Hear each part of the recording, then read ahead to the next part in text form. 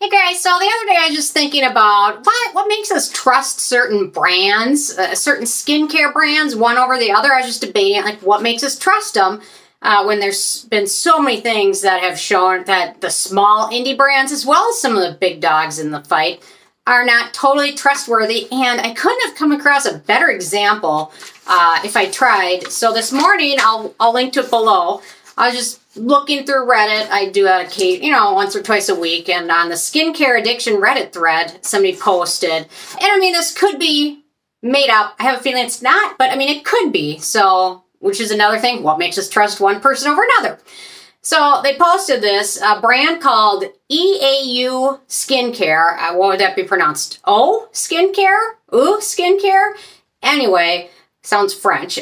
Is using the before and after photos I posted in Skincare Addiction Reddit thread a few months back to promote their 4-step skincare line. They are using my pictures on Instagram as if my skin improvement is as a result of using their products, which is false. I've never used their products or agreed to be used as a promo. Just be aware the before and after photos you post on here may be used for promotions and you won't even know. I don't even know how this person found out. To be honest, I've never heard of this brand before in my entire life.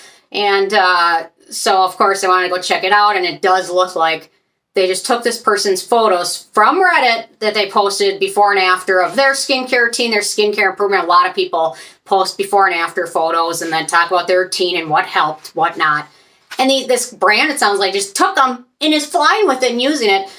People post a lot of suggestions like, can you blow them up on Instagram and mention that you didn't use their brand and this, why are you using my pictures? But they turned off other comments conveniently. So this person couldn't even post that. So there are a lot of other helpful suggestions, but wow, that blew me away. I mean, that's a bold move from some brand I've never heard of to just rip off someone's photos and then post it like it's a result of using their stuff. And then you got to wonder, they have other pictures posted on their website. You got to wonder if they're stealing those photos as well. I'm really impressed that this person found out. I don't know, like, half the time when I just found a website that was linking to one of my videos today from like a year ago I never saw. Like, I'm impressed this person was able to find that out and even know that that happened, when I have to wonder how many other brands, sketchy brands, maybe have done this. So, Eaux Skincare, if you ever want me to review your stuff, probably not going to happen. So anyway, it's just what one person posted on Reddit. So, I mean, it may or may not be true. It looks to be true based on their history and what the brand listed. So that kind of leads into my question, why do we trust some brands over another when so often they prove us time and time again to be totally untrustworthy? A lot of brands. And, when you talk about small brands like this one I've never heard of, I mean, they have a lot less to lose than, say, like L'Oreal or Estee Lauder, when they're like $1 billion company, when this startup brand that nobody's heard of probably doesn't have millions of dollars into R&D and product lineup and things like that some of these other brands do. So I'll link to it below because I just find it fascinating and bold and so unscrupulous that any brand would do that. I mean, I find it sketchy that a brand used before and after photos of something that didn't even use their products, and then not even offer to pay the person something to steal their photos. So, I mean, why do we trust anyone? I mean, I personally, if you watch my videos, don't just trust what I say. Go up and confirm it, research it, go to other sources. Don't solely trust anything that just one person says, even if it's me, because you deserve to know and do your own research and come up with your own conclusions. I mean, there's so many things that the small dog companies have done, like truly organic skincare. They were selling things that weren't organic at all. Actually, they had a huge class action lawsuit about it and lost and had to pay all these people that bought their products because they weren't organic. They were just buying finished products and repackaging in pretty bottles. They're just buying leftover goods that another company couldn't get rid of. And I believe they're still doing this to the best of my knowledge. And they weren't organic whatsoever. And they just take it, add a little bit of dye, and then put it in a fun bottle and sell it for ridiculous markups. Then we've got Sunday Riley with the fake review scandal from a couple of years ago. I mean, they're making all their employees on their time off post reviews of their products that were fake and giving them tips how to do it. I mean, and they had to pay for that.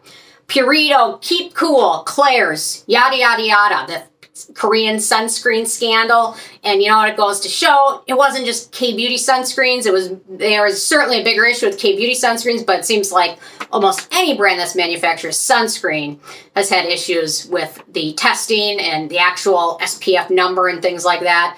So, but it's certainly like a brand like Keep Cool has a lot less to lose financially than, say, La Roche-Posay if they have a sunscreen that ends up being not the value. So, I mean, it wasn't just those three brands. Anyway, Crave Beauty, lots of different sunscreens were shown to be nowhere near the actual SPF value. Oh, Lincoln wants, oh, I guess Lincoln's gone. Herbivore, I mean, this just, so we got into sunscreens. Herbivore with their bakuchiol serum, which had 0 bakuchiol in there. So then it just goes to show it's not even just a total sunscreen issue, it's an issue of everything. I mean, so we've got lying about organic things, using someone else's before and after photos that don't involve your products, fake reviews, fake sunscreens, fake bakuchiol serum. You name a serum, a bakuchiol serum, and don't put any bakuchiol in there and sell it for $56. So why do we trust any of these brands? So these are all fairly smaller examples, but when we get into the big dogs, Neutrogena, Johnson & Johnson, the benzene and the sunscreens, where was the quality control there? So it's not just even like, I trust the big brands because they have more to lose. Well, then you look at Johnson & Johnson and Neutrogena, they're about as big as you get. And look at what they're doing. They're failed in the quality control area altogether. Mario Badescu with the steroid scandal and steroids in their creams to the point where I can't trust any Mario Badescu product because I don't really want steroids on my skin unless I know I'm putting them in my skin or on my skin, in my skin. But anyway, it just makes me wonder, why do we trust certain brands over another? Like Regimen Lab, to me, I trust this brand a lot. But what have they done to gain my trust as opposed to some of these other things? I guess it's what they haven't done or I haven't caught them in. I haven't found them making serums that don't contain anything. They don't make a sunscreen, so that's not an issue. And the before and after photos, I have to assume those are legit. But I mean, what makes us trust them over Herbivore? I guess it's just maybe the past history of what these brands have done. And then when it comes to sunscreens, I think all of us are probably a lot more discerning when it comes to what sunscreens we use now as we did 2 years ago with just trusting it that it was what it said it was. And now every time I look at a sunscreen, I look at the ingredients, I look at the ingredient list, where they fall. Does it make sense? Is it going to provide that? I do a lot more research on it than I did 2 years ago when I just blindly trusted that they actually, I didn't totally blind trust, but there are other resources that was saying Purito sunscreen's great, and look at this, and this person I really trusted said good things about it, so then I trusted it, and then I'm saying, what makes me trust her saying good things about it and promoting it? And then years later, it's like, what the heck was everybody thinking? If I was the only one doubting it, and this person I trusted made me trust it, well, go with your gut, I guess. But anyway, kind of just total question, and so much with skincare. I never had any idea when I started vlogging or anything like that this industry would have so much controversy and scandal, but it really does, almost more so than a lot of other scandals, especially when you're trusting your health and your skin's largest organ to a sunscreen, and then you find out you've been using it for years and it really did not do anything. It certainly makes you a lot more discerning in the future. So I don't know. Anyway, I'm interested in hearing from you guys what makes you trust one brand over another. We've seen the small indie ones that have not a lot to lose don't seem to be concerned about losing what little they have to lose.